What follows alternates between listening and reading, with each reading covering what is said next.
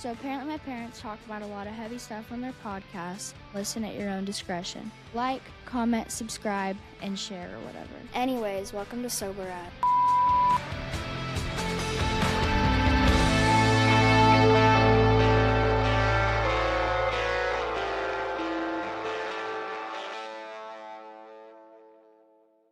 Hey everybody, welcome back to the show. I'm Ryan. This is Jess. We are Sober as Fuck. Before we get to today's guest, I do want to remind everybody you can check out the podcast on all platforms out there, just streaming everywhere. You can check it out at safpodcast.com. That is safpodcast.com. Which is our website. You didn't specify that. It's our website. Right. We're not just sending you to some like random dark web site where people are going to see like porn and with the shit you read, Jesus Christ. I mentioned this the other day and it was like, I'm not done yet. Guys, I don't care. Guys watch porn, girls read it. I don't understand what's wrong with that. Read and listen to it. In your case, it's read, listen, and follow along on whatever. Only certain narrators. If you know, you know. Anyway, don't forget to check out my other podcast, The Last Bet, which is centered around gambling addiction. That is out now. Also, episodes just kind of dropping randomly throughout whenever. Your podcast. You produce it. It's my podcast, but you produce. I do all of the graphic design. I produce it. I edit it. I post it, distribute it. You know, I'm the idiot behind the microphone as usual. But, you know, it's fine. I don't mind working for free. It's so much fun. Oh, yeah, for free. Who's going to Boston this That was weekend? for my birthday. That doesn't count. If you get somebody something as a gift, it doesn't count. I'll remember that. It doesn't. Okay. Look, it's girl math, right? And I hate the term girl math, but I'm going to use it because people know what it is. But it's like, because you bought and paid for like the plane ticket, the hotel, and the concert tickets, it means that I have free money to spend while I'm there, because all the money that you spent on the gift does not count. That doesn't count because it was for my birthday and you got it for me as a gift, which means that when I get there, I can shop and I can spend. I mean, I could do that. I could do that anyways if I wanted to, but it just means that none of the money you spent matters. That is fictional monopoly money that you spent and is like a fart in the wind. It is like, gone. It is like gone like a fart in the wind. You know what? You're right. You're right. I do what I want anyway, so I don't care. That's right. So you're right. It doesn't matter what I say or do. It doesn't matter. You're right. And if you bitch about it, then I just do it even harder. Do it even worse. As you've heard on other podcasts, especially used to when I was drunk. That was, Yeah. Oh, Lord.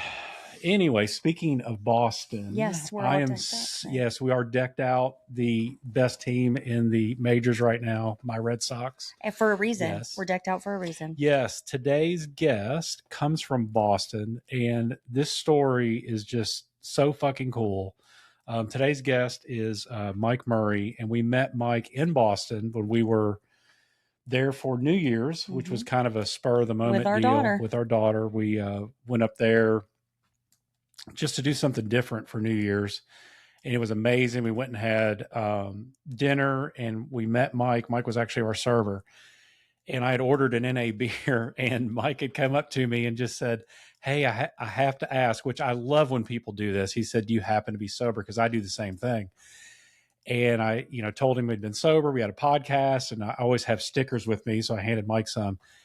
And it was just like instant. I've known Myke for like 10 years. I mean, anytime you meet somebody like that and you interact, it's like I've known him forever. Yeah. And Myke reached out to us a little while after, wanting to come on and tell his story, which I absolutely loved.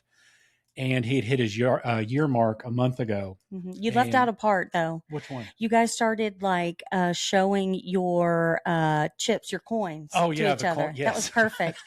It's like, if you remember, and I'm going to age myself, Pongs. Do you know what I'm talking about? The game? Yes. It was like you guys were like, Yeah, Myke whipped out like a handful. He had all these, all the chips and stuff, which was So It was cool. so And cool. he gave me one, which I still carry in my backpack, by the way. Mm-hmm. Every time I travel, I have a coin that Mike gave me, which I love when people do that because I always give out stickers or whatever. And if somebody gives me something, I always carry it around with And me. in So our it's house, really he's cool. known as Boston Mike. Boston Mike. That's right. So let's please welcome to the show, and I cannot wait to hear his story, my buddy Myke Murray. Hey, Mike. Hey guys, How are you, buddy? I'm good. You? We're Good. doing great, man. It's so good to see you. Good to Boston see you guys Mike. too. I overheard what you said, and it's funny that you say that because I keep it on my server book. Oh, there it is. Yeah. And because I you brought it love up, it. Yeah, it's just I it's still one of keep a those. bunch of them. Yeah, it's just it's nice to carry something around with you to give to somebody because you never know. Exactly. When someone finds out that you are sober or something, or they're curious or know somebody that needs a little bit of hope or a little up, whatever it And it's is, it's something great. tangible It's that you can tangible. reach Yep. too. Like, I don't remember who I heard, but they said that their mother, who this was someone who was much, much older, but their mother used to carry around buttons or rocks in Mhm. her pocket because she was so poor. So it made her feel like she always had change in her pocket. She always had money in her pocket. So she, anytime she felt down or anytime she felt like she couldn't afford something, she's like, it's okay. Or like Jim Carrey, he has a story where he wrote himself like $1 million Yeah, $1 million check or check, something and kept it on posted him. it, Yep. kept it on him. It's that same thing, it's something to be like, this, I'm here. I'm Yep. here and I'm present and it's tangible. So I get it. It's really cool. Thank you. So what are you up to now, Mike? You're running, you said, I think you're running a group, right? Aren't you running a group? I am. I run a Pride and Diversity group here in Boston, in East Boston. We meet every Wednesday from 6 to 7. And I kind of did it on a whim. It was like one of them things where you go to a recovery center, you find out there's no LGBT groups or anything. Because my main recovery focuses around gay AA, and it's what I love. So I want to say January of this year, I was talking to someone and it's like, what do you think about running one? And I'm like, perfect. What will we name it? This and that. And so he told me the story of his brother. The group's called Robbie's Group. The gentleman lost his brother to this disease. I lost mine to suicide, so I didn't feel right to name it after my brother because it doesn't associate with recovery. So we named it Robbie's Group after this gentleman's brother, who was also part of the LGBT community. And it's a place where we don't turn our back to anyone. Gay, straight, bi, transgender, whatever you identify, black, white, purple, green, we let you sit in. Whatever issues you have, we try to help you out, understand it. You help us educate so we can have more resources. And I actually am waiting on a letter because I'm making it a nonprofit. I want to grow something. So I'm waiting for an acceptance letter for that. Didn't know how easy that was to do. Go down to City Hall, fill out the paperwork, and it's like, great, give us. So That's it's actually incredible. good. Because right now, that's great. the biggest thing for me right now is undocumented people in recovery. Right. Because they are turned down so much worse than we are. So I want to get my foot to understand why is that? Is it because they have no papers, X, Y, and Z? So I'm in talks with the mayor of Boston, trying to get her input on it, trying to reach out to some immigration lawyers that can try to help me out on what can they do to help me understand it. Because it is a sad, sad thing to see, because their statistic rates are higher than anyone's. So I love you. That is amazing. That's amazing. No, I mean, seriously, like, And what initiative too. Yeah. well, Just create it. That's amazing. my brother is part of the LGBT community, and he's been sober for a really long time, and we've always been close. So first of all, let me say I'm sorry about your brother. Like, my brother and I are so close, and when he was in active addiction, like, I felt like there was just this like piece of me missing, right? And luckily he got sober. But one of the things that he said when he first got sober is he's like, there's a lot, and this is with any group of people, but since we're talking about the LGBT community, I'm speaking about this. He would talk to me about how there's a lot of like criticism and judgment even within that community. And he's like, he was having a hard time finding a space of like-minded people who were still very inclusive, right? Because if you're not part of a community, you don't realize the struggles that go on within that community too. And then when you add that layer of like undocumented people who are, they're afraid to reach out to anybody. We've made it very clear on this podcast that we support all people, same as you do, Myke. And so for you to really provide that space and be reaching out to the mayor and, immigration attorneys and all of that, like you say it just like, well, it's just one of these things. Like that's so nonchalant. I mean, that's incredible. He just said they're changing the world. Yeah. I mean, I come from nonprofit world, so what you're doing is amazing. I mean, you're saving lives. You may not realize it, but it's really awesome. And I hope that anybody listening who's in that area or even not in the area, can reach out to you and be part of that if they want to. Oh, definitely. That's amazing. So sobriety, I know you've got a couple dates. You've got your NA date, which is June of 24. Is that right? Yeah. And then your AA date, which is June of 26 or 25. Sorry. Yes. Which you just celebrated a year last month, which is awesome. That's Congratulations, by the way, on that.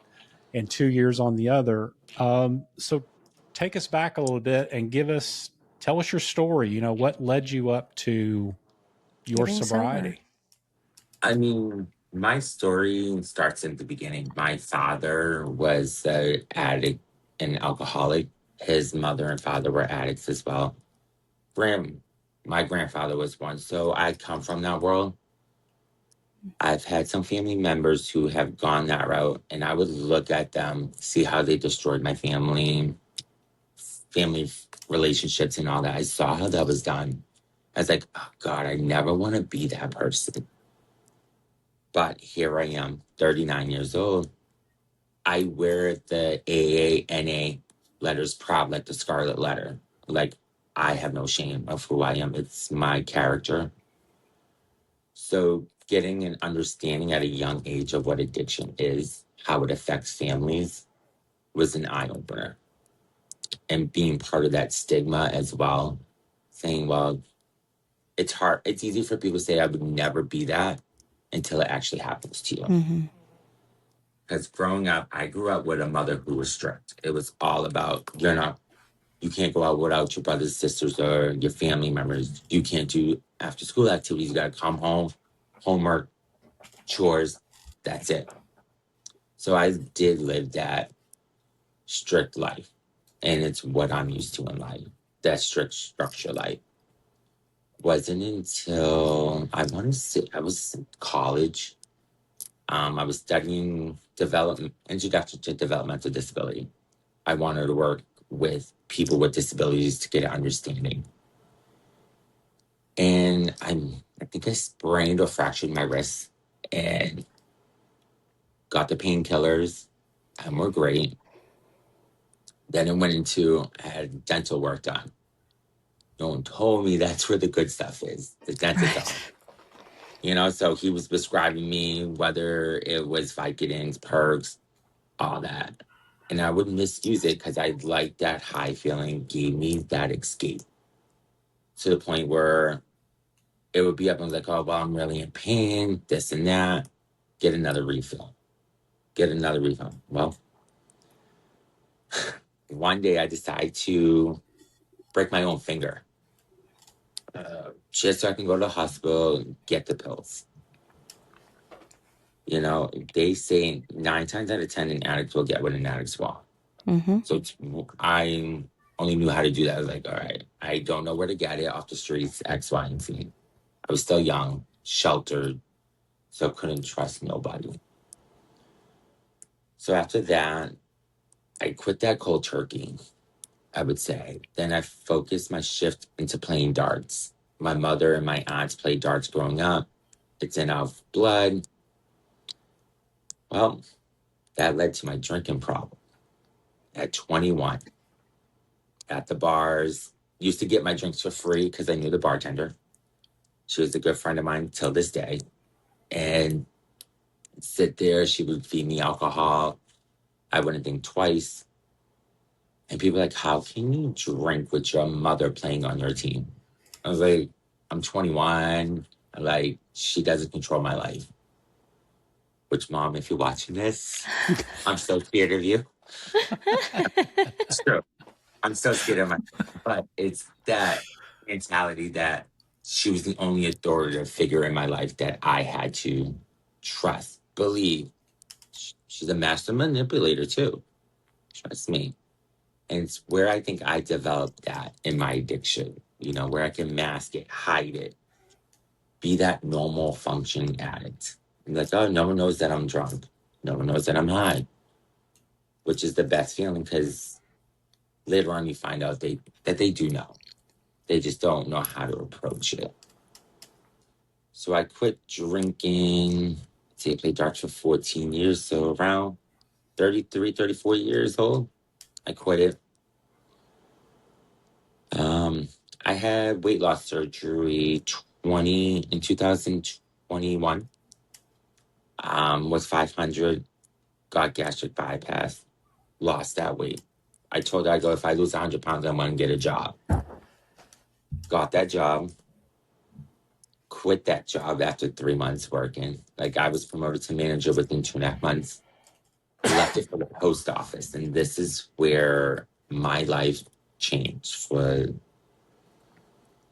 because my shift was from 4 a.m. to 12:30. Perfect, no problem. Well, it got time for me to get a promotion to be a window clerk. I'm like, great, yep, throw me on it. Paid training, paid traveling, you name it, you're giving me more money in my paycheck. January of, let's see, started in, I don't remember the year. Actually, I do. Probably 22, 23. I met this guy at the Melrose post office. Came in after hours looking for a package. I'm like, who the heck is this guy knocking on the post office door after hours? I will admit, he was attractive, fit. I was like, you know what? I'll give him the benefit of the doubt. Let him in. He gave me his ID, phone number, and all that. I found his package.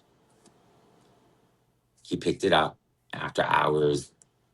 And so he texts my phone, sends me a shirtless photo of him saying, thank you for finding my package. And that started our friendship. To the point where 2 weeks later, he was like, oh, do you know where you can find Coke?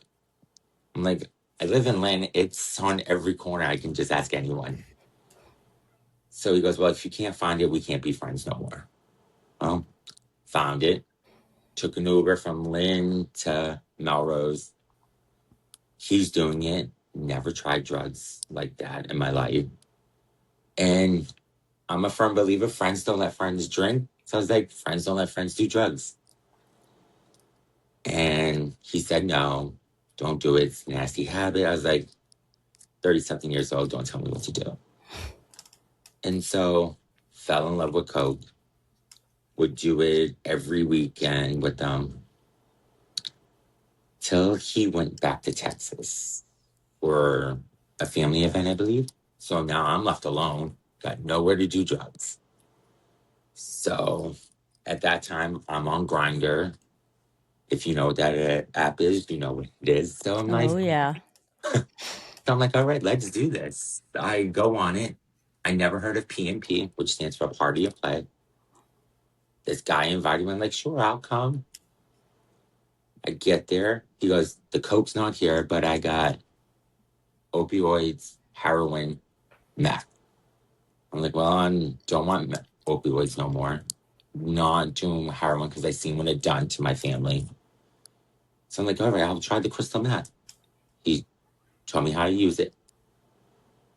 instantly fell in love with it. The high you get off of that road. Sorry if it's triggering people, No, but the please. high that you get from it was amazing.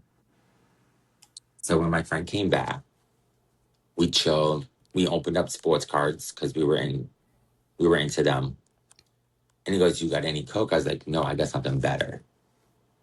And then I brought it out, showed him how to use it. Now here we are, because they say meth is like poor man's coke. It's cheaper. So we start doing that. Then things escalated to, how do I put it? More sexual with him when we would do it. Like, I would do things to him, he wouldn't do things to me. So in that high mentality, and you bring in sex to it, it now messes with your mindset what that friendship is. Is it strictly for this, or that? Well, where I'm mixing coke, meth, shrooms, and Molly together all in one, it messed up with my mindset, started playing with my emotions and all that with that. So it was a constant thing where we would stop doing it, then go back to it a couple weeks later, back in, because we find out that we're more fun when we're high instead of sober. Well, that friendship lasted for 2 years. Because June 25th of 2024, we sat there. We were looking for meth. We could only find coke. Yeah, when I do it and I wing down off of it, I'm a complete asshole. Like, you'll say something to me, I'm gonna think it's a compliment during that time. I'm like, yeah, great, fun. But when I come down from it, I'm thinking twice. I'm like, yo, you just said this to me, and I'm gonna come at you 10 times. And I said some things to him I do regret. And he is part of one of my step work. I'm on step 4, and he's in that. Because he reminded me so much of my mother. Master manipulator. He was that person that told me what to do, how to do it, when to do it. So I needed that in my life, especially at a time where my sister kicked me out of the house. So I'm facing homelessness and all that. And he's the only one that took me in here and there. Ruined that, because I told him he ruined friendships for me with other gay men that I was friends with. He would ask them if they want videos and pics of me. Of course, they paid for it. Tracked a guy straight who wouldn't. So he ruined their relationships because he never went through with them. He just wanted the money. So that ruined our friendship because of me. I will take responsibility because I said things that I should never say. But when you're high and drunk, the truth always comes out. At the end of the bottle, needle, spoon, pipe, whatever you use, it always comes out. So June 26th was the day I got sober for drugs, because he kicked me out that morning out of his house. Now here I am going back to the homeless shelter, got nowhere to go, jobless and all this. Wasn't until, so I did that. Now I started panicking. I've been through 6 psych wards in 1 year because I didn't want to be in the shelter no more. I wanted to kill myself. It's funny, the other day I found my suicide note. Yeah. Right? In it, I blamed my mother, blamed my twin brother, blamed my friend that I lost the friendship with, saying I just wanted to end it so I would know what my brother felt, the relief, the stress. But at the end of the day, I couldn't go through with it because it would leave more heartache to my mother and the rest of my family that she now has to look at another urn with her son. So I didn't want to put that burden on her. Let's see. My life got back together a year or so later. I'm working, met a guy, dated real quick. Like, we went on one date, 2 days later, all right, we made it official.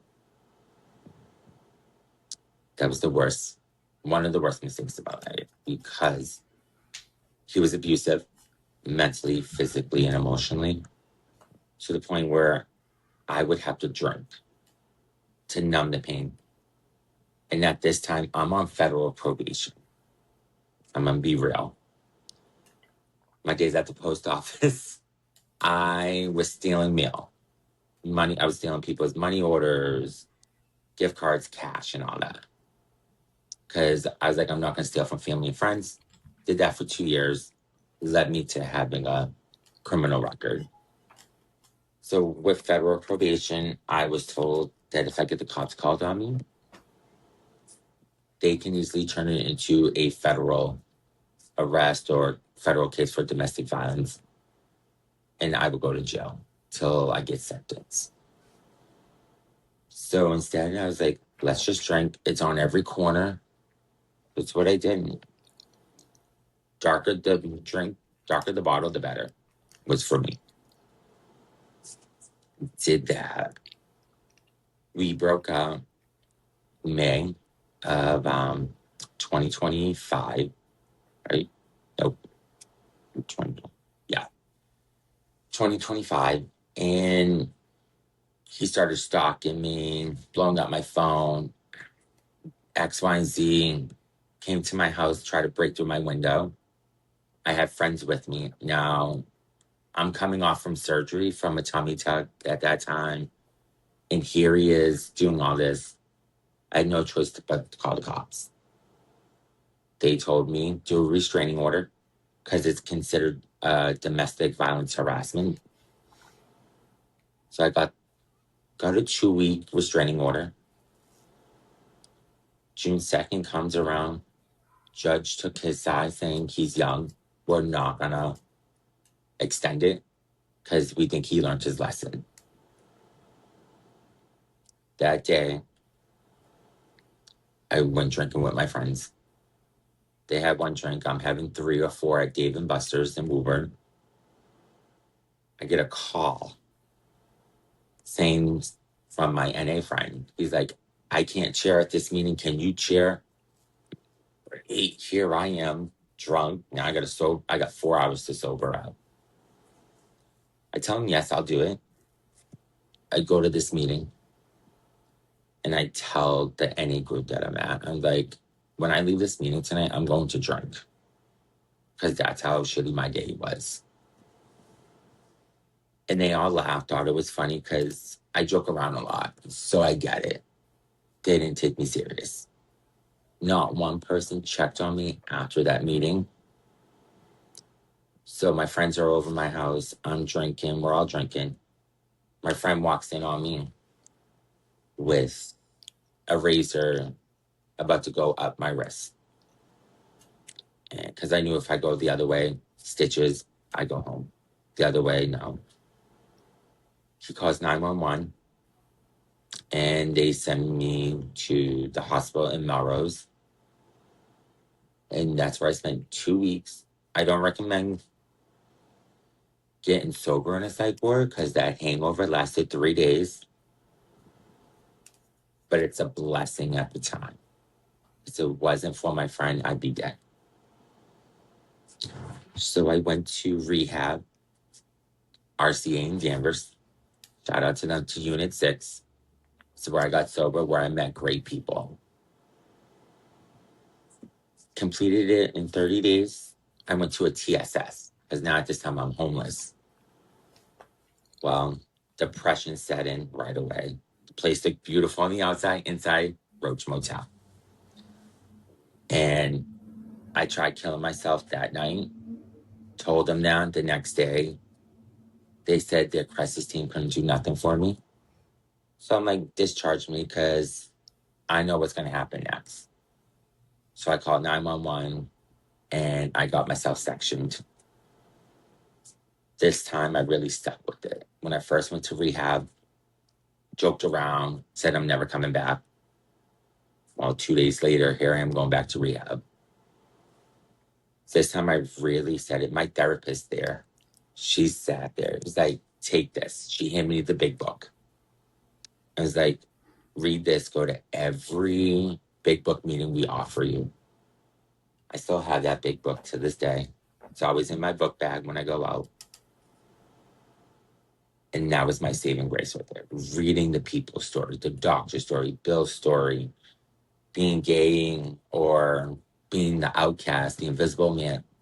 Even the back of the book is very helpful. All of them help. So it gave me, and I still read my footnotes from here to there in that book.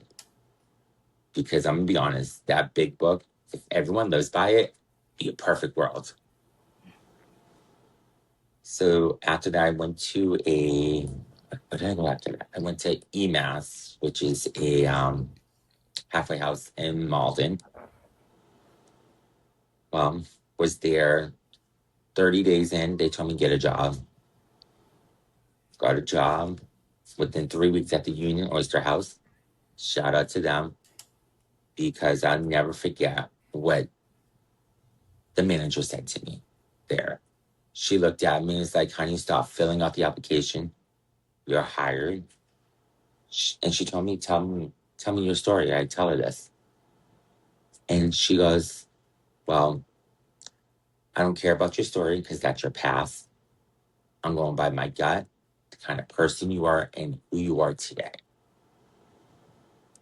Shout out to Sue, who works there. She was amazing, took a chance on me. And when I got the job, after my training, a couple other people came up to me going, hey, we heard you're in recovery. I am too. And it was nice because I surrounded myself by people who did it.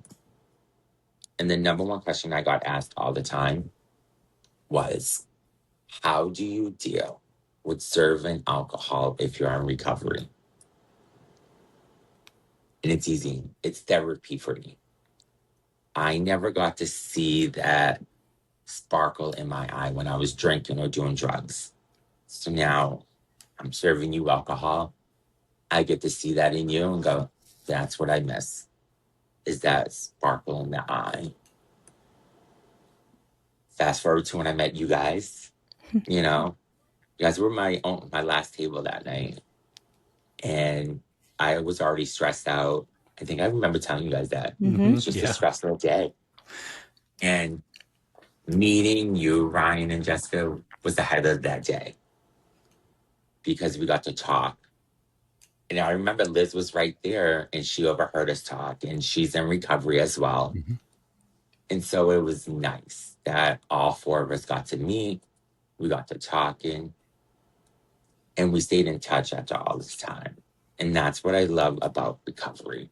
Like I said, I keep a lot of these 24-hour chips on me when I go to work, even now, because you never know.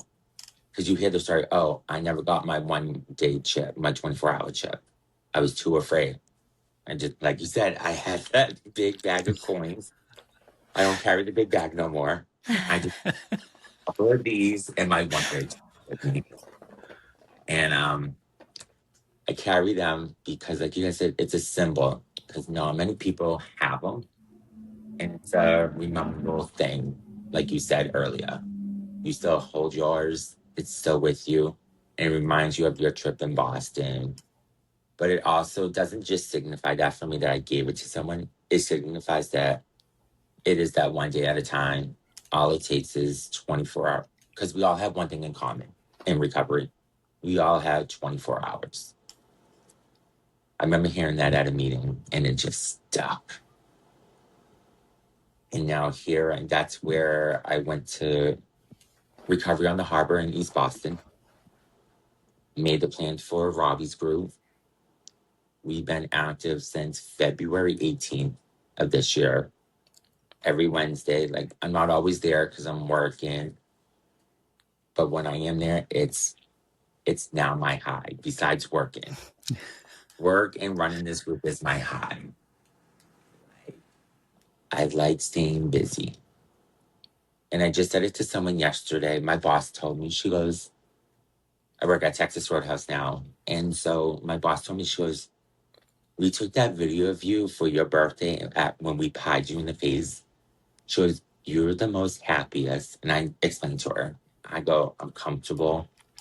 I'm surrounded by great people who I don't gotta go, oh, I'm working with this person. No, it's like, great, I'm working with this person, that person. My day's gonna be great. There's never a dull moment. If you work in the service field, you know that we are all one big dysfunctional family. Like, no matter what it is, but it works out like that. And that's what, and I told him, I was like, the gift of recovery has brought me to where I am today, each and every day. And I say this at commitments too, that I could be in one of them empty chairs, whether it's a psych ward or in a rehab at any moment. All it takes is one slip up. And that's where my main focus is like that I don't slip up. But I also tell my probation officer, I wake up every morning and go, I can drink today. I can do drugs. I can commit another felony. But I don't. Because I wake up, grab my cross, and I talk to my higher power. And it's like, show me a sign that it's going to be a good day. And there it is. My phone goes off. It's either my best friend in A or my sponsor checking in on me. It's like, this is what I need. So we're good today. And it's that I used to be ashamed of who I am as an addict and alcohol. But like I told you guys earlier, I wear them letters like the scarlet letter every day. I tell people, I'm like a doctor. You just add AANA to it. That's it. I just don't get paid more with the letters. But my payment is helping that next addict out with the story or being that friend on the phone, reaching out on Instagram, because my mental health, I'm not going to lie, sucks. Especially when I was using, when I'm not working, the depression sits in, not having a job. And that's where I'm at the most vulnerable. And what I realized, in the big book, it talks about it. The number one thing is we want you to be humble, vulnerable, and what's the other one? I always forget the other one. But they always want you to be humble, humiliated. And I hate that. But I learned to love it because it's who we are. We have to express ourselves, no matter if it's a good day, bad day, whether we just want to tell a joke at a meeting or whatnot. We have to. And that's what I love about my network. They're always supportive. My sponsors, sometimes me and him don't always talk, but at the end of the day, if I pick up that phone, he's there. And it's funny. The guy's gonna kill me for saying it. I met this guy and you overheard me saying, I'm looking for a gay sponsor. And I'm at a meeting called Reservoir Dogs in Boston. And he comes up to me after the meeting. He goes, I heard you looking for this. He goes, I got you. He goes, meet me at this meeting tomorrow. Go to that meeting. And he goes, all right, Mike, this is so-and-so, so-and-so, this is Mike. He goes, this is your sponsor. This is your new sponsee. Love it. I'm like, okay. 2 weeks later, me and my sponsor have this talk. He goes, I didn't want to be your sponsor. He goes, I called my sponsor to see if I can take you. He said, do it. I go, good, because I wasn't looking for a sponsor right away. But it works, I love it. He's been, I believe, 5 years sober. He's the reason I look up to him. We all just went to a concert. We all sat in different seats, but we all went to the Demi Lovato concert. We all met up, had fun, took photos. Like, I was supposed to go on Friday to go see the Odyssey with them. Didn't, because I worked. But stuff like that, sobriety gave me a life back that I never thought was possible. I met my childhood crush at the Union Oyster House, ironically. Yep, Ashley Parker Angel from O-Town. Like, boom. He knew who he was right away. Great guy. We got to take photos and all that. I fangirled out that video I had not posted yet. But stuff like that. And I look at it as a blessing in disguise. Because it's like, how do you have fun when you're sober? And there it is in front of you. Once you take away the fear and the animosity of how people tell you this is what it's going to be like, and you push that to the side, you see how fun it can be, how great it is. And that's what I love. Shout out to my AA friends out there in the network that I have built. Because if you're struggling, I get it. You guys get it. We wake up every day struggling. Those who are in the federal court system, I get it. You know, April 2nd, I just beat that case. Well, didn't beat it. I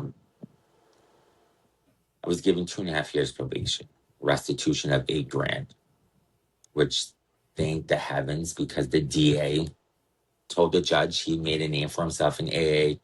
He runs a group. He's working. He faced homelessness, but found a new sober house. That's where I'm at now. The sober house I'm at now. And then, like, we don't see him to be fit for jail. We think 2.5 years probation is excessive. And he goes, but it's up to you, judge. The judge was like, I agree, no jail time, but we'll give him the 2.5 years probation. Keep building that name for yourself. And I don't do this for a name. I don't. I do this to help the next suffering addict who needs help. And for shout out to people who do it for the name, notoriety, and all that. That's great. That's your thing. I used to be that person that wants to be liked, loved, because I never got that growing up. You know, because I come, like I said, a narcissist mother. So now hearing this, it's still new to me. When people come out saying, oh, you're Myke, you run this, or hey, I met you at a commitment or a meeting that you spoke at. It still baffles me. It's like, you remember my story? Like, it's not like, oh my God, thank you. No, it's not like that. But with that, you know, this is what the gift of sobriety gives us. Meeting you guys, helping them addicts out the fellow addicts out there. Like I said, don't be afraid to reach out. And I'm going to end with this. I heard it at a meeting, my first ever meeting. Never live fear in your addiction. I have it written down on everything. Whether I get a new notebook, a server pad, and I always write that. And it's like paying homage to an old me. I'm still trying to get used to this 2.0 me. It's hard, but I'm willing to learn where this new Myke will take me. It's why I have my name spelled MYKE. Letting go Myke with the I, and we're putting the Y in there. So I really like Myke 2.0. I do too. So first of all, your story is incredible.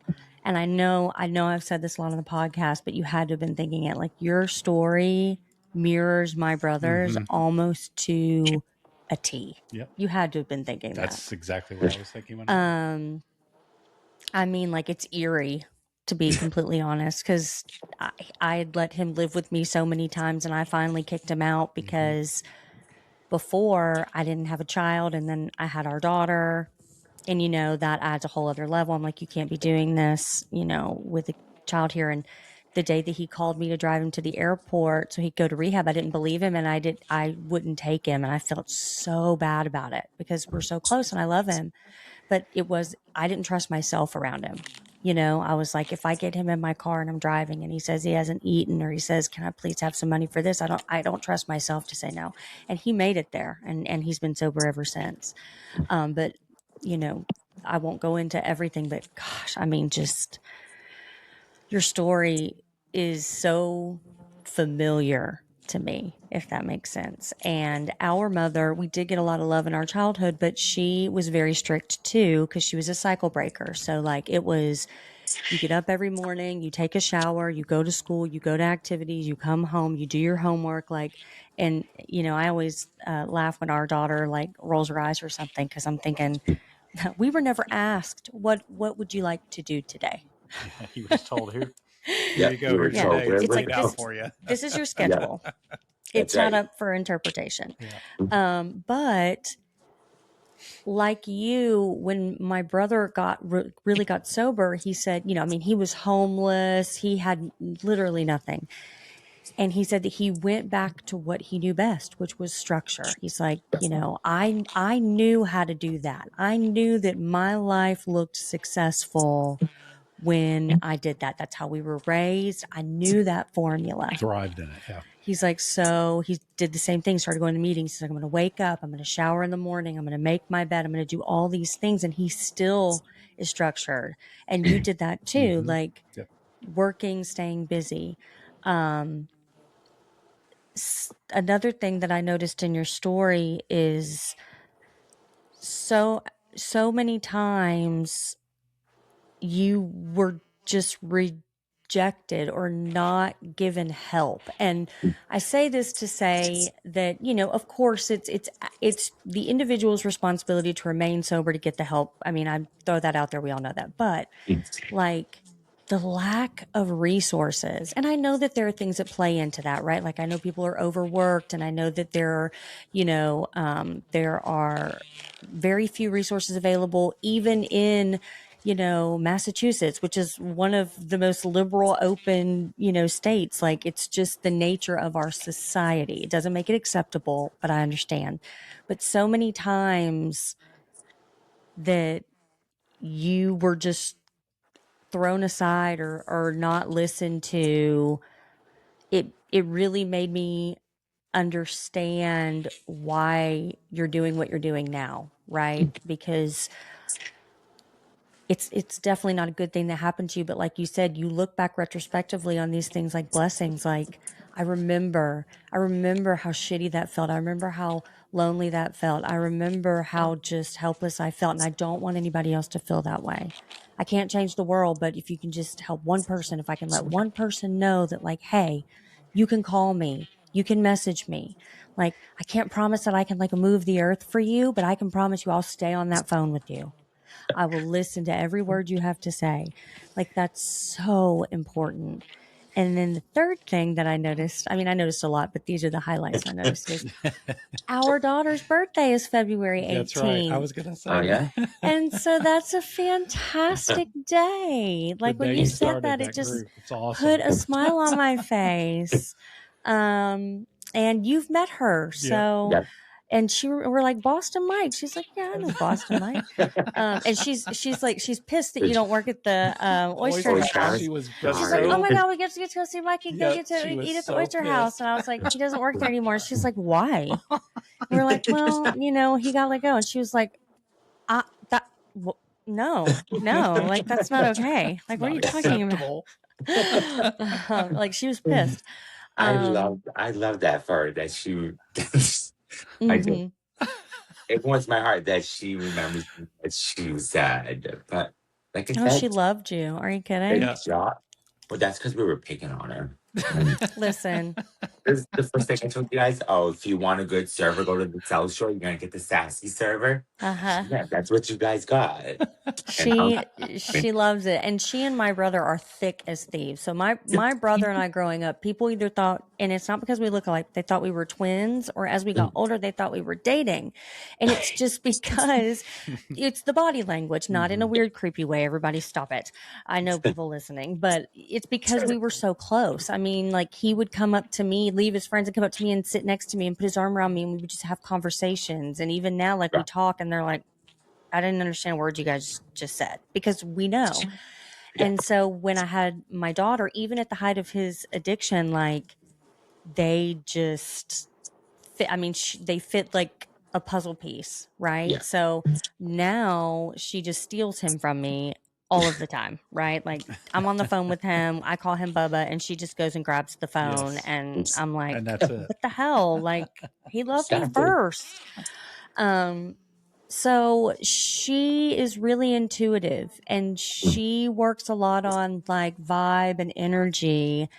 And I think like your whole energy and demeanor, it really does remind me so much of my brother. I mean, seriously, it's the story, it's the community, it's the body language, like, and I think she just picks up on those things. I mean, she's very comfortable around a bunch of sober gay men. Okay. Like that's like her comfort zone. She's like, I belong here because She's that's got what sober. So she's got sober beard. that's Okay. right. She is though. She is. It's so funny because, she's thick as thieves with my brother and we Yep. go to Dallas all the time to visit and Yeah. all of his friends are sober gay men, and so I think just from birth, because she asked me one time, she's like, Mom, the only man friends you have, they're all gay. I was like, well, yeah, I mean, those are the only men to love, aren't they? She's like, what about dad? I was like, well, Yeah. whatever. Yeah. So he was just there for decoration. Yeah, That's he right. is. That's right. But, and I play, but in all seriousness, I think she just picks up on those vibes and she really instantly loved you and she remembers you and she Yeah. remembers every part of being there. And, yeah, she's a sassy little thing too. So she meets the expectation, but your story is so powerful and you share such raw moments. Oh, there was one more thing. You said that you beat your case. And then you're like, wait, I didn't beat it. But I picked up on that because you're like, okay, so I got probation, but you feel like you won. You did beat your case. You're like, I do. At the same time, I feel like I felt at that moment I was robbed because Mhm. the punishment doesn't fit the crime. Mm. To me, I felt like I should have done some jail time, not just joined a federal program called the RISE program, excel in it, did it, and then graduate and be told, all right, well, he graduated from this and other things, my other accomplishments. Like, to me, like I said, I believe I should have got in something else because I didn't stay off social media when it happened. I went on there, saw the Facebook comments, the tweets, all that, and they were all like, another privileged white kid got what he wanted. Seeing that is like, if you really knew my story, I'm not privileged. Yeah, I know I'm white, but I had struggles. The struggles I had to battle. And this is what I talked to my therapist about, that it's hard for me to accept that I basically got off scot-free. Yeah, I stole $22,000. But I now have to pay $8,000 back. So to me, the math ain't mathing. And then I believe I should have got like a year and a half in jail time. So when I do come out, it's like, I'm free. I did the time, but I still feel guilty that I basically got off scot-free. And everyone tells me, no, everything happened for a reason. You're in the moment. Even my probation officer tells me, you did good. I can tell you that. The judge looked at everything you did. He goes, you passed every drug test. You excelled in this. You kept a job. You're still living in sober living, X, Y. To me, them are just perks of an addict trying to get his life in order. Because to me, I feel like, not to sound political, but if I was maybe a different race, things could have been differently. Or especially where this was my first case. This was my first case and it was a federal case. Like I said, I was looking at 3 to 15 years. And seeing that unfold right there, it's like, boom, my first case, got to be this. And you just gave me a slap on the wrist saying, okay, boom. But with that, there came stipulations. Like, hey, you can't go fraternize with other felons. You can't do this and that. Like, I'm in recovery. Do you know 90% of people Yeah. are felons? Like, not 90%, but I'm like, majority of them are felons, whether they did state, federal. And I can't talk to them. I was like, what's the, and then my PO was like, well, you know what I mean. You can't go out and like, oh, you know what? They feel like committing arson. Let's do that. I'm like, okay, I get the point. But still, to me, that's what the justice system needs to get rid of. Okay, you can't show what a felon, because 9 times out of 10, they're the ones who get me more than what do we call them? Normies. in our Normies. society. Yeah, Yeah. the normies, like they don't get it. It's like my twin brother still to this day goes, I don't know how you can do drugs, this and that. I go, when you're faced with something, you got a choice. I go, you wake up every day. Like, you know what? I'm going to do this and that. But yeah, I don't want to do it because I'm lazy. I'm the opposite. I'm going to get up. As long as I'm busy, got that balance, I'm good. Like I told you, my today plan is this: softball, work, and then come home. That is my plan for the day. Yeah. You And know, and that's what I love. and that's the thing, you're faced with choices every Mhm. single day. Yeah. And maybe things are happening your way because you're making better choices than you used to. You know what I Mhm. mean? And the guilt thing I get, Mike, because man, I've had so much guilt in my life, all the way up to when I got sober, and then finally, through therapy, we're learning how to release that guilt because there's not a damn thing you can do about it anymore. Yeah. But you've moved on with your life. You're making better choices every day. The group that you've started, I mean, it's just like all this positive stuff is happening for you, but there is still that that guilt in the back of your head every once in a while that rears its It gets head. to you. But the good Mhm. news is you're still making that choice Yeah. of sobriety, of doing good, not being an asshole. You're just most of the time, right? I- but you're still making that choice, and I think that's what Mhm. makes you Well, and sober you. yeah, and you are a living example of being able to hold space for multiple things, Yes. right? Like you recognize that maybe if you were a Black trans person or an undocumented person, that things would Things have would be gone very different. Yeah. different. Yep. Yeah. And even though that plays into some of that guilt, what you've done is you've taken that and you've created this space for people where you're like, look, I can't like necessarily change the world. I keep saying this because I want people listening to know that the goal is not perfection, right? Like, It's progress. and you can't save anyone but yourself, but you can provide safe spaces. You can share stories. I mean, I was going to say you can't change the law. Well, bitch, you are. You're going and talking to the That's mayor, right. you can, when we say things like you can do anything you set your mind to, it means that you cannot control that you're an addict. You can't control if you wake up tomorrow and someone you love is no longer here.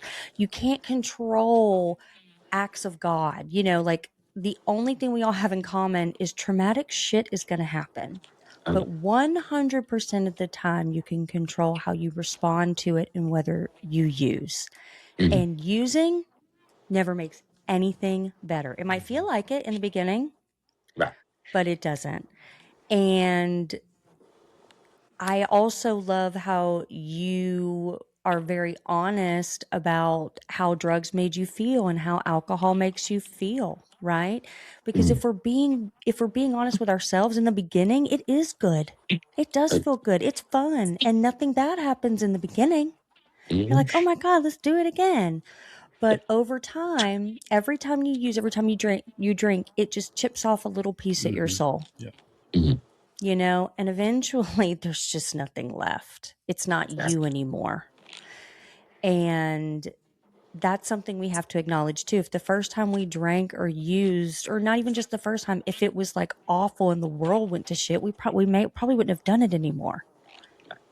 So your honesty, your transparency, and how you hold space for multiple things, it makes you a safe space because people feel like you're not sugarcoating anything.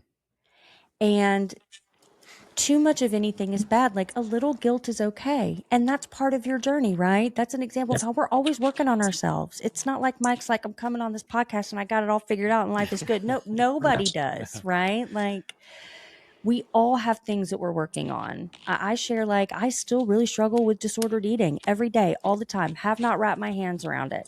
Like, it is very difficult. You with guilt, you have a tendency to be like addicted to working out to the point that you like hurt yourself or having to stay too busy. Like, it is a forever thing. And like you said, you get up every day and you stay busy and you make good choices and you look at yourself in the mirror and you say, I'm not going to get high and I'm not going to get drunk today. I don't know what the day is going to look like, but I know that I'm not going to do those. And you know what? If nothing else happens today, other than the fact that I don't get drunk or get high, that's a good day. It's a hell of a day. That's a hell of a day. Like, I mean, your guys' podcasts have helped me. I'm not gonna lie, through the days. Like, there's certain people that you guys have on that I relate to. It's like, oh my God, I know this person's going through. They get me. It's like, and then I watch people like Portia Louder. Love her podcast. Like, she talks about what her life was in federal prison. And I'm going to be honest, when I was looking at my charges, I would watch her a lot. Like, okay, this is what it's going to be like. But then I realized she's a woman. And I was like, okay. Then I followed this guy named, what's his name on there? Kidnapped by the Feds or whatever it is, whatever his name is. I watched his videos and he gave more in depth of what the men's federal prisons, like whether it's high max, low max. So having all three of you guys in the time that I needed something is amazing. And it was great because it helped me. Like, I have a notebook somewhere where I jot down some things that stick out to me in all three of you guys' podcasts. And I'm not just singling you three out to get views and all that. No, but you guys really sit, like you said it, Jessica, it's raw, uncut, true feelings. You're going to tell it how it is. You're not going to hide the bullshit. Because when we lived it, we're going through it each and every single day. So why sugarcoat anything? Yeah, the height of my addiction and the low, yeah, I was sugarcoating. I can sell ice to an Eskimo if I wanted to. Right. That's right. I probably did when I was selling meth. Probably did. Because ice is meth, So it's like, am I ashamed of what I was? No, not. Because I had to do, like you said, I had to do things I had to do to survive. Whether it was sell drugs, have sex for drugs, X, Y, and Z to earn money, I did it. I used to snort coke and light up that meth pipe in the bathroom at work when I used to. Let me just tell you, no one knew I was on it. I knew because, I got things more done, made no mistakes. X, Y, and Z. I was a fun, functioning addict when I was working. But yeah, days that I wasn't, okay, I was making mistakes, not doing what I was supposed to. It's like, all right. And it was like, well, what's the difference from 3 days ago? I'm like, well, I'm just coming down off a meth bender and here I am feeling like shit.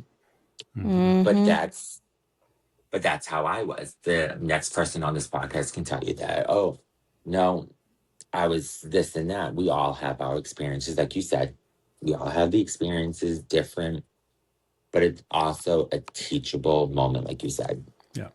Teaching. We may not know what it was back then, but when you look back on that, I look back on mine and it's more trauma towards childhood into adulthood because I was searching for validation, love, security. That's what I was looking for. And drugs just opened up that. But what no one also tells you is when you're in that active addiction, drinking and alcohol, now you're open to more doors that could happen to you. Now more floodgates are opening that you're remembering. And it's not a good thing. And this is where my mental health gets in. Because with that mental health leads me to this psych ward, me wanting to end my life. And that's another thing. Men's mental health and recovery or in everyday normal life is not talked about. Because at a young age, we're told, nope, you're a man. You're going to provide. You're going to make money, this and that. That's what you're going to do. You're going to have children, get married. Okay. My mother told me at a young age, and I tell it to people all the time. She told me that if you value money, don't have kids. And I tell people, I go, I took it hard. They're like, what do you mean? I go, I became gay, fascinated by money, no kids, no nothing. And they're like, well, you got something to show for it. I'm like, what do I got to show for it? They're like, we're here. I go, and I never thought of that. I go, wow, I am here. that sober mind is like, they are right. I learned things from the normies that are out there who want to hear the story. And it's like, you know what? You're right. I'm going to keep that in mind, you know? And then you also get people who get you without being an addict. You know, it's weird to say, but it's true. People who never lived that lifestyle. Because the house that I'm at now, the sober house, Claude's house, they're on the other side of it, where they witness their brother-in-law go through this addiction and passed away from it 15 years ago. And that's why they opened up the sober house in his memory, because they didn't know how it was for him. They just saw, okay, we're going to bring him home, nurse him back to health, and send him on his way. And they kept doing it and doing it. And now they open up their doors to 9 people in recovery. And now they're seeing how it's done, how we teach them. Like, well, this is what it's like for this and that. Like, it's hard for us to trust them because they never been in our shoes. And that's the hard part, is trying to get people who are not in our shoes. Some listeners are going to hate me for this. When I go to meetings, I hate when people sit in and they tell you, oh, I'm just here because I'm a college student for this and that, I'm learning about addiction. It cringes me because you're learning about it. Experience it first. That's what I tell. Experience it first, then become a drug and alcohol counselor. Not just come to a meeting and say, oh, I'm starting to become a drug and alcohol counselor, but I'm not an addict. Okay, let me just tell you, we're going to give you looks, but we're also at the end of that meeting. And I tell people, I'm a judgmental person. I'm not Planet Fitness. Okay. I'm going to judge you. Okay. And I judge I love them you too. so much. No, but it's true, right? Like, and it's like, and we do give them people them nasty stares. And we let you know we're going to give you that same face. But at the end of that meeting, we're going to give you our contact info. We're going to give you the big book. We're going to give you reading materials that your college is not going to give you. You want to know more? Live a day in my life. Come hear my story. Hear the next person's story. Because then you can learn from it. And it's funny, I was at Target a couple months ago.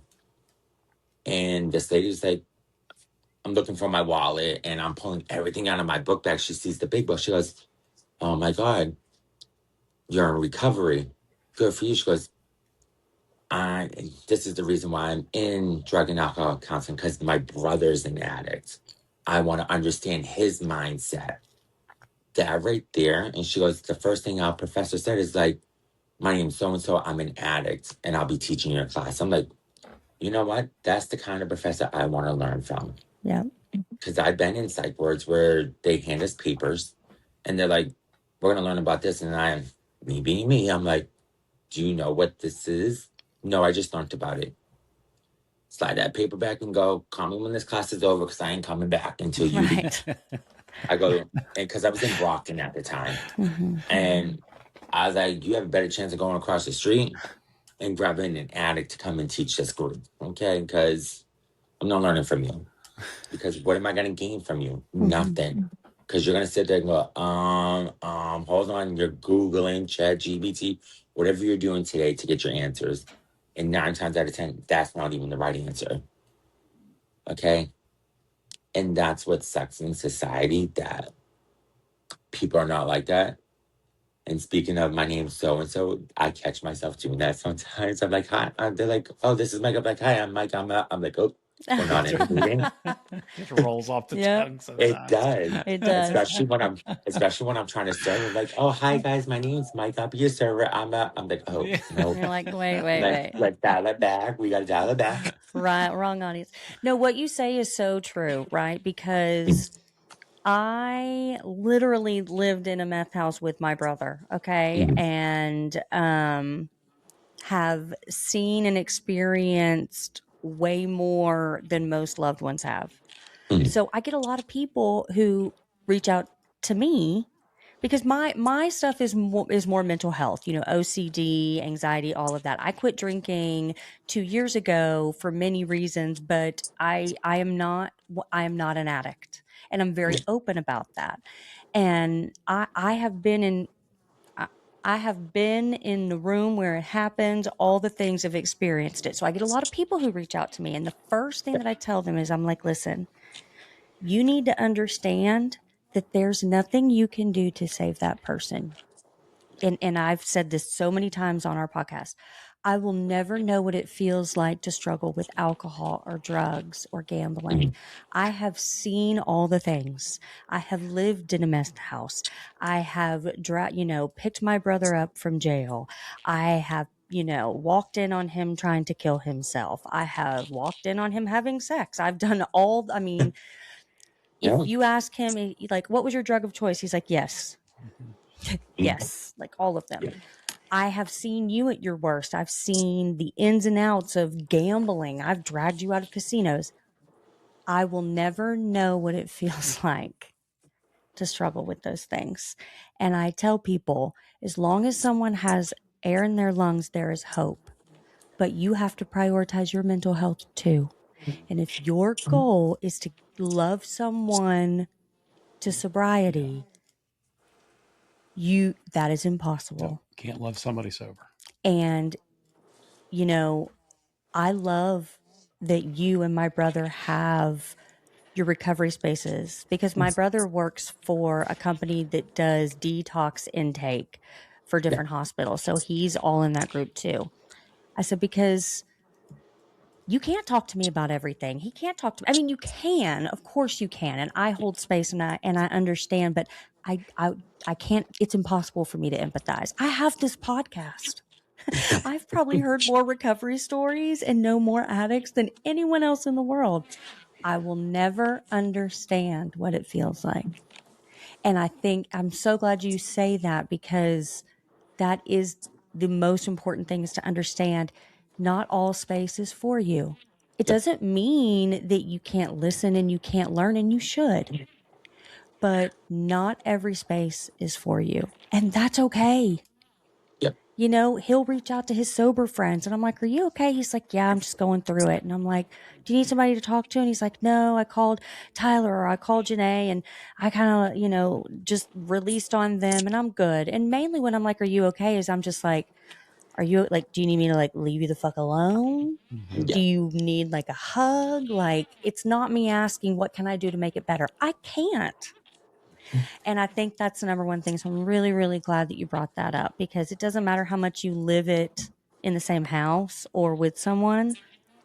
I don't know what that's like. Just like you'll never know what it's like to be a woman and wake up and have eating disorder or OCD. Like, and that's okay. When you admit that, you actually can love people more and support people more. So I'm really happy that you brought that up. Thank you. All right, Mike. Well, we've got to that point of the episode, The final question, where we've got to ask you to give us, as what would you say, like a right? pivotal... So it used to be a funny, like, using story, but now it's a memorable. We've opened up. You pivotable? That is not a word, sir. That is not a word. God, I'm awesome. It's funny. It makes me think of when we were in Boston last time, and we went to Salem and we're having dinner, and our daughter is convinced she doesn't have an accent, right? Because she lives in Tennessee. She does. Right. Yes. Yeah.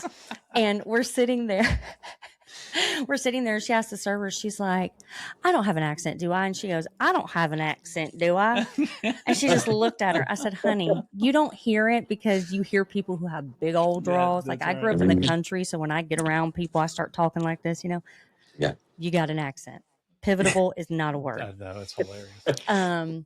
But now it's a memorable story. It could be something funny. It could be a life-changing moment, just something that sticks out to you most. So, I get it all the time. When people see my name tag or they get their bill, they see Myke, M-Y-K-E, and they ask the story. So I'm going to tell it. So during my addiction, I guess I left my friend's house and I went to Starbucks in Melrose, and I'm high out my mind and I ask for a certain coffee. Because when they ask for my name, I say, oh, my name is Myke, Myke.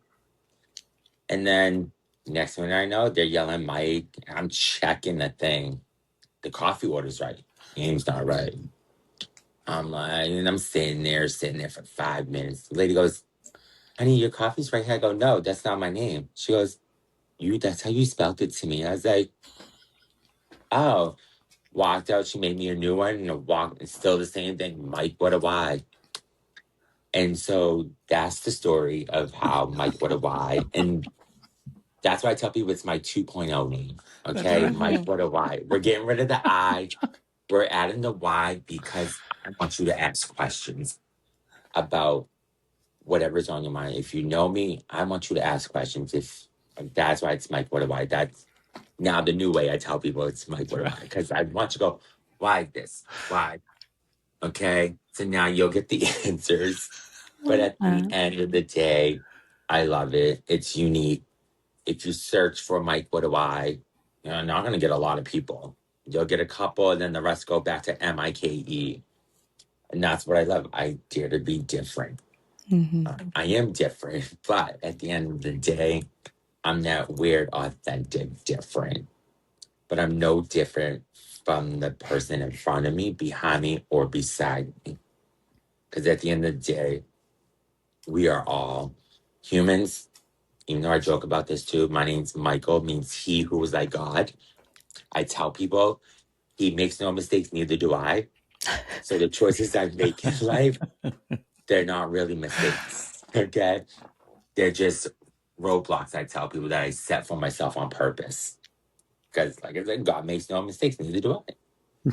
And my mother regrets it because I used to say that to church women all the time. They hate that. They're like, and they walk away. They're like, yep. I was like, I know that look. It's like, yep, we're getting away from the weirdo. But it's okay. I don't mind because now people at work, there's this girl at work. She goes, hi, Myke, what do I? How are you, Myke, what do I? And it doesn't bother me. I find it funny because she doesn't want to just call me Myke. It's Myke, what do I? With why? I love People in my sober house, people in my also sober group too, my network, they all call me Sunshine. Because I love Funshine Bear, the Care Bear, because he's got the sun on his belly. He's bright and yellow is my favorite color. Yes. And so they sit there and call me Sunshine. But not just Sunshine, it's Sunshine with a Y. So I'm like, I don't know where the Y is in there, but it's somewhere. And I love it because these are inside jokes that only my people in recovery know. So people in the real world are like, what the heck? That's crazy. We are crazy, but we're that good kind of crazy. I love it. And these are the things. And I talk about you guys sometimes when I'm out. Like sometimes I go to meetings and I'll talk, no, commitments. And I'm like, oh yeah, I met Sober as Fuck podcast people. They're amazing, and I always bring up the coin thing. But my question is to you, what was running through your head when I pulled out that bag? Because you gave me a look when I pulled it out. Like, what is he about to pull out? I never know, but if I look, it's just, or if I look that's just his face, surprised, Mike. I think that's just my face. Okay. But nothing really ever surprises me. It's one of those things like you always think you've seen it all, and then there's that, right? Yeah. And it's just there's always something. So nothing ever really surprises me anymore. But I thought it was really cool because I knew as soon as you even asked, I knew. It's just one of those things, and kind of like I talked about in the beginning, when you do meet someone that's in recovery, it doesn't matter how much time it is. It could be 2 weeks or 20 years. If you always you feel that instant connection, you feel like you've known that person forever. And I felt that way as soon as I met you. I just felt like we were two old buds cutting it up. Oh yeah. And I agree because there are times I just out of the blue message you like, hey, how are you? Yeah. Once in a while we'll throw Jess in there. Like how's she? Know? Like you were talking about your hip. Like I reached out to you to see how you were doing. Yeah. And it's not always has to be about recovery. You just call them and go, hey, how are you? Yep. Boom. That's all you need is, okay, you know what? That person took 2 seconds out of their day. And the old us would be like, oh my God, I texted them 3 hours ago. Why ain't I getting a reply back? Addicts, we want to now let it go. They'll answer when they can. I think it's in the 7-step promise, sometimes quickly, sometimes slowly. I always quote that part because it's so true. We want it done quick, fast, but then we got to realize it's going to go slow.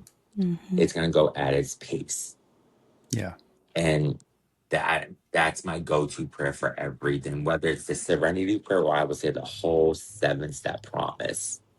Wait, is it the 7th or 9th? Yeah, I say it's the 7th, but I always go for them. They're my go-tos. I don't know why, they just stick to me. There's so many different meanings behind them.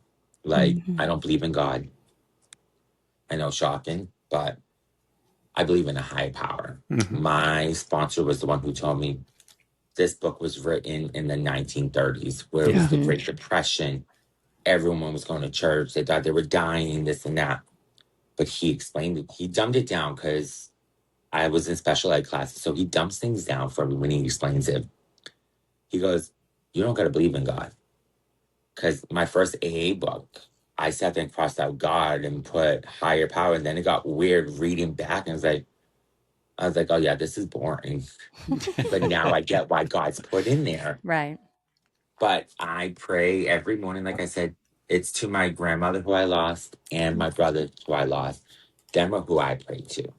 And people at work go, if you're not religious, why you got that cross? So I try to explain that, like, but you do believe in God. No, I do not. I go, you don't see Jesus on this cross. You just see a stainless steel cross with a screw in it.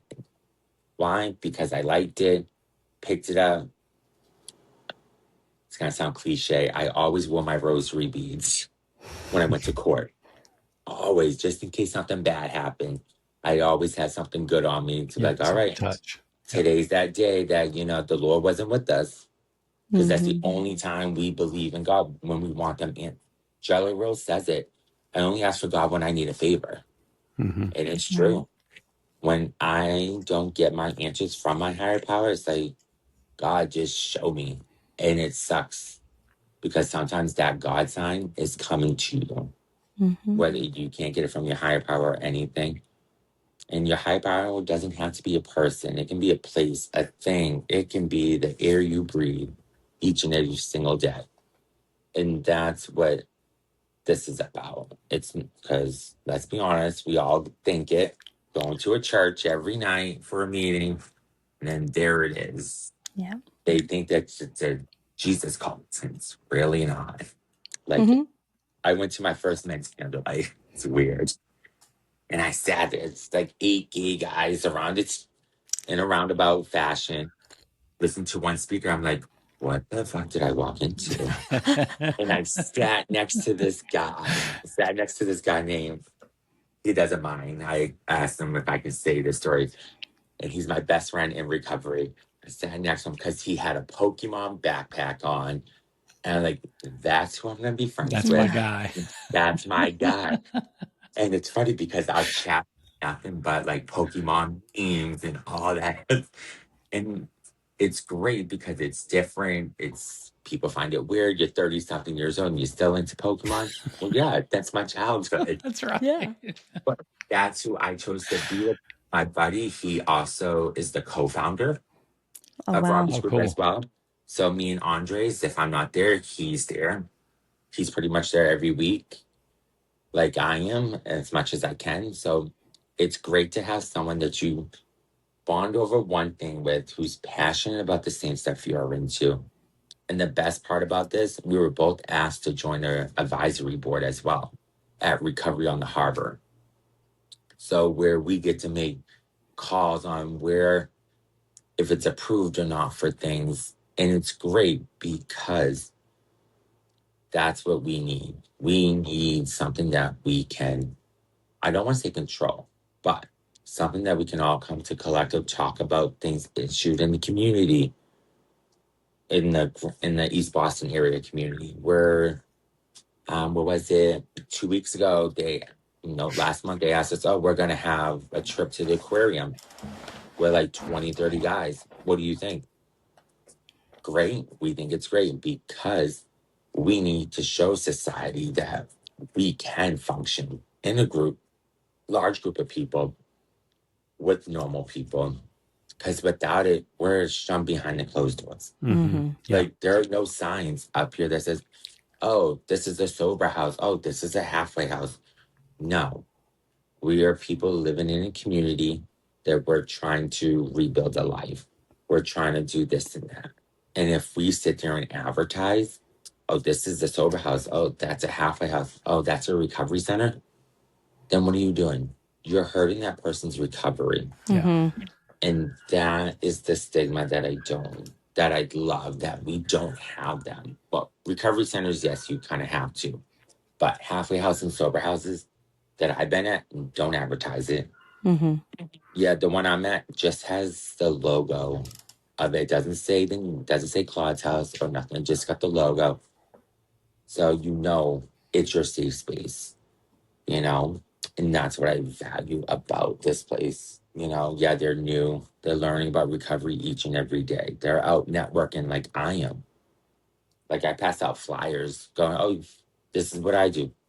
Really need to invest in business cards. But, I'm old fashioned. Bring out that flyer, That's Yeah. right. and then throw it in my Rolodex later, going, all right, got this business, that business. But that's what it is, They're doing networking for us, for addicts that they don't know nothing. They just know our story. If they knew how we lived, I'm sure they would be like, oh my God. Mhm. They'd be shocked. Mm-hmm. But I love your podcast. Like I said, Portia Louder, and then Kidnapped by the Feds. I love your guys' podcast because it's raw, real, nothing's edited. You guys tell it like it is. Mm-hmm. And that's what I love. And more podcasts needs to be like that. I believe you just started one too, Ryan. Congratulations. Yes. Another Thank one. you so much. Yep. Love that for you. And I love yours though, because you're taking back the mental health on it. And that's what I love. And that's something I can't wait to hear more about and watch it grow and develop over the years. Mm-hmm. Because, like I said earlier, men's mental health is not talked about. Even when you go to a psych ward, it's not talked about. We're still hiding behind that wall because we don't want to seem weak, vulnerable. But we have to, because if you don't speak up for us, who do we have to go to? Right. Yep. There's not even a book. Because you look at the mental health books, 90% of them are written by people who don't have mental health issues. Right. And that's, I'm going to sound like a cliche. I bought the Britney Spears book. I've read it. I bought it 3 times because I keep losing it. But me too. I bought it because she talks about her mental health in it from the 2007 meltdown to her conservatorship. Great. She may not be a man, but in that book, she talks about mental health. JoJo, the Get Out and Leave singer, she talks about her mental health, her addiction, her parents in addiction, how she grew up in that world, in the halls of the meetings. And like you guys said, your daughter is in it. And that's a wonderful thing. These kids who grow up, like your daughter can, if she ever becomes one, becomes a drug and alcohol counselor, I will respect her because she's been there from a young age to on, and she got no problem sitting in an hour or 2 hour long meeting with you guys, understanding because why she grew up like that. Her parents are like that. So I give her props if that's something she wants to do, even though I said it earlier, if you haven't experienced. But you guys educate her. You guys brought her into these halls. So stuff like that, where you got these 18, 19-year-olds who just come in and like, I'm just learning about it. It's what I want to do for a living. It's a trend. Yeah. But real, like, it's not a trend that you're not going to see, calling all drug and alcohol counselors on TikTok. Because if so, I'll join that trend. And I'm like, I'm not. Okay. Yeah. Mm-hmm. But at the end of the day, these celebrities are like us. Like Kurt Cobain lost his life to this disease. Janis Joplin, stuff. People like them have lost their lives to this. And so many people get their story wrong. Like Right. Courtney Love said it about Kurt Cobain. His stories are always wrong. She brings out the truth. Stuff like that. Why? Because it's Hollywood. They want to glamorize it, but at the same time twist the truth. Yeah. No, let's get rid of that. I used to love watching Intervention, stuff like that. But now you don't have them no more because it's not culture TV nowadays. Everyone's so sensitive. Mm-hmm. It's like, grow that backbone. Teach the kids the real world stuff. I mean, I didn't learn how to balance a checkbook and all that until I was in middle and high school, you know? But society now has changed. I think the more awareness that you guys bring to addiction is wonderful and better because it will open the idea of people talking about it more. And that's the beauty of what I love about you guys. Because it's your story. You guys tell your story first a little bit and then you let your guests talk and then you guys open up more about your story when you hear our story. And it's that warm, inviting home feeling. I know I told Ryan in the beginning, I was like, I'm nervous. Once I saw you two, that nervousness went away. It always drops, doesn't Damn, it does. And it's weird because, like you said, it's like we've known each other for 20, 30 years. Thanks for checking on me. I appreciate that. Again, you are that ray of sunshine. So Yes, there you you are. go. Yes, you are. But Myke, thanks again for joining us on the podcast. We really appreciate it. And we will see you soon. Yes.